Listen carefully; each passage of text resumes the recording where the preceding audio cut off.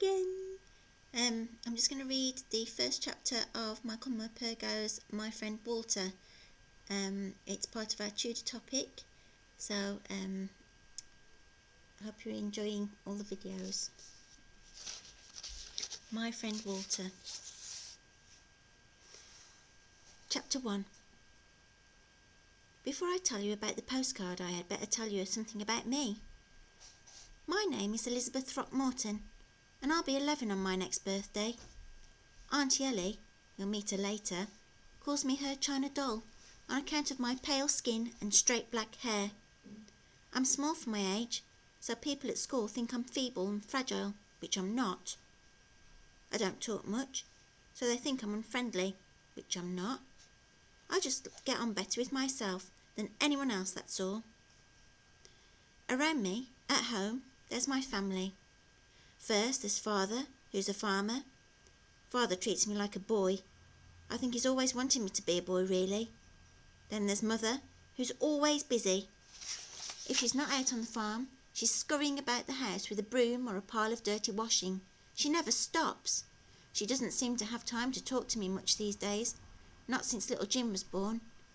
But we understand each other, always have done. Not like my big brother Will. We haven't got much in common, Will and me. When he's not shooting or fishing, he's down the cellar making horrible smells in that chemistry lab he's set down there. I'd like to like him more. I know I ought to. Then there's little Jim. Little Jim was born about 8 months ago.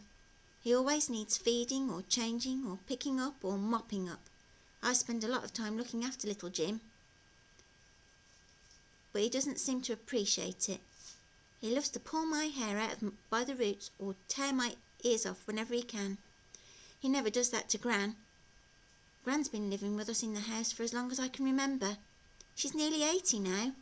I know she means well, but she does go on a bit sometimes.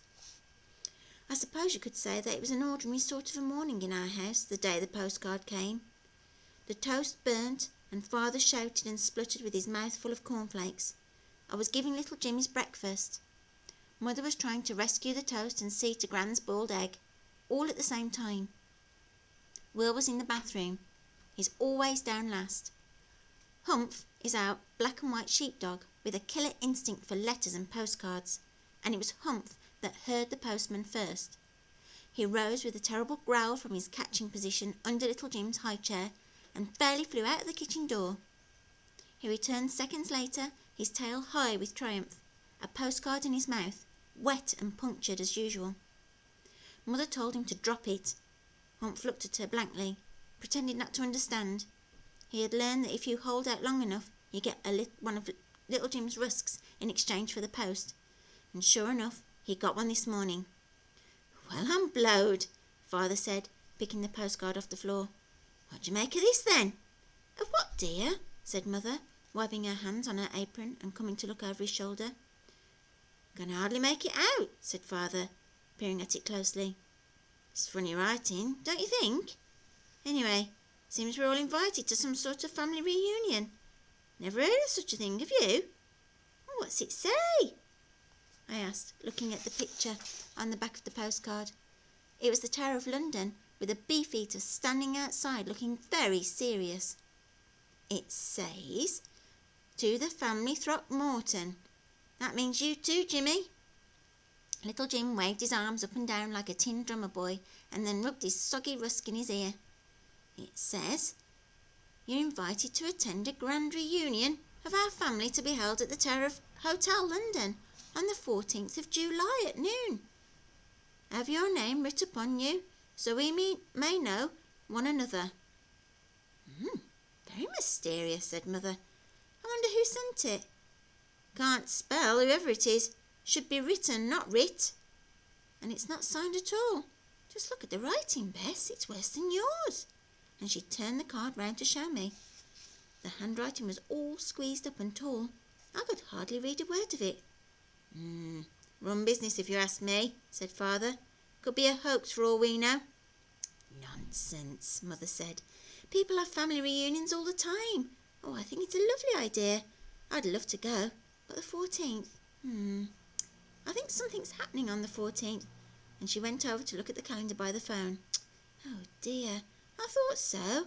We can't go, not the 14th. You've got to see the accountant in the afternoon, dear. Little Jim's got his diphtheria jab in the morning at the doctor's, and you were coming with us, Gran, for your check-up. Do you remember? Oh, what a pity. Gran was about to protest. It would be too much for you anyway, Gran. You know what the doctor said about overdoing it, and we're still all away at camp with school. Where did they say we were having it? The Tower Hotel, it says here, says Father. Up in London. Somewhere near Tower of London, I suppose. Oh, that's where they cut off all those heads, said my brother Will, doing up his trousers as he came in the door. He growled at Humph as usual, who growled back as usual. I've been there, said Will.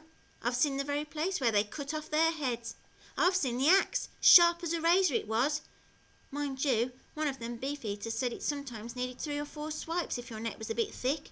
Will, said Mother, that's quite enough. Now sit down and eat your breakfast. She turned to me. Well, you can go, Bessie. If you could find someone to take you, you could go. I shook my head. I didn't like parties at all, and there'd be lots of strange people. Bound to be a lot of other children there, Mother went on. Oh, you'd like to meet your cousins, wouldn't you? I wonder if Auntie Elsie has got an invitation. Oh, she'd take you. Oh, I know she would. The telephone rang and Mother was right beside it. It was Auntie Ellie, and yes, she'd had an invitation.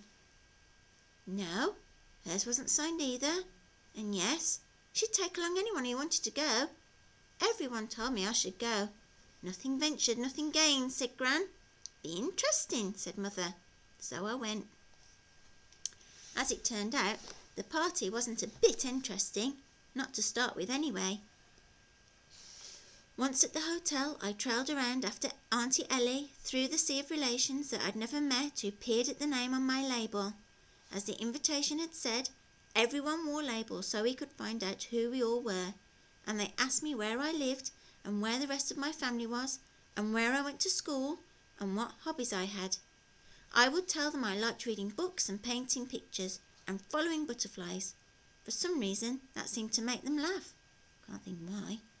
I ate 2 flaky sausage rolls, which were delicious, some apple tart, which was not, and drank glasses of orange juice. I glared back at a few distant cousins who glared at me, and then because my legs were tired and because I couldn't really cope with my 3rd sausage roll and a sticky bun and an orange juice all at the same time, I looked for somewhere to sit down. I left Auntie Ellie chatting to an aged great-uncle who wore striped braces to hold his trousers up over his huge stomach, and went to sit by myself on an empty sofa. Everyone seemed to have a lot to say to everyone, and there must have been some good jokes, although I didn't hear any, because they were all laughing a lot and loudly. I had finished my sausage roll and was wondering which end of my sticky bun to bite into when I noticed there was someone else sitting beside me. It startled me, because I thought until that moment I was alone. Sitting on the far end of the sofa was an old man with a silver-topped cane. He was swathed in long black coat, which covered him from head to toe. He was smoking a pipe, a long, elegant silver pipe, and he was leaning forward over the top of his cane, studying my label and then my face. So, you are Elizabeth Throckmorton? I nodded. I have been searching for you. He looked at me more closely and smiled and shook his head. Long ago I knew someone of the same name, he said. She was older, I grant you, yet the likeness is unquestionable. You have her eyes, you have her face. His voice was strangely reedy and high-pitched, and he spoke with a burr, much as we do in Devon. He seemed to be waiting for me to say something, but it was hard to know what to say, and so I said nothing. The old man began to chuckle as he looked around the room. If Sir Walter himself could be here, he said, I wonder indeed what he would think of his family. Sir Walter? Sir Walter Raleigh, he said rather sternly. You have heard of him, I trust? Yeah, think so, I said. Wasn't he the one that laid his cloak in a puddle so Queen Elizabeth could walk across it without getting her feet wet? The old man looked at me, and hard, and then he sat back on the sofa and shook his head sadly. "Is that all you know about Sir Walter Raleigh? Well, you should know more. Do you not know that he is an ancestor of yours?" "Of mine?" "A distant relative, I grant you, but everyone in this room has the blood of Walter Raleigh running in their veins, albeit thinly." He drew on his pipe and sighed as he looked around him. "It's hard to believe it, but it is so." He turned to me again. "He lived close by for some time, you know." "Close by?" I said. "In the Tower of London. If ever a man served his country well, it was Sir Walter Raleigh. And how did they repay him? They locked him up and cut off his head." "Cut off his head? But why?" "That is indeed a long story, and a hard one for me to tell." He leaned forward again and spoke gently. "But since you have some connection with him by blood, perhaps you should go and see where he lived all those years ago. 13 years he was there. 13 long, cold years in the bloody tower. You should go there, child. You should see it." He gripped my arm so tightly that it frightened me, and looked at me earnestly. "He is part of your history. He is part of you. Will you go?" "I'll try," I said, and he seemed happy with that. He looked past me. "Oh, I long for something to drink, child, but there is a crush of people about that table." "I'll fetch it," I said. "Tea?" He smiled at me. "Wine," he replied. "Red wine. I drink nothing else. I shall be here or hereabouts when you return." When he stood up, he was a lot taller than I expected. I looked up into his face. His beard was white and pointed, and he seemed for a moment unsteady on his feet. "Back in a minute," I said. And I'll stop there. I'll read a bit more tomorrow. All right, have a good night. Hope you're all doing well. Okay, bye for now.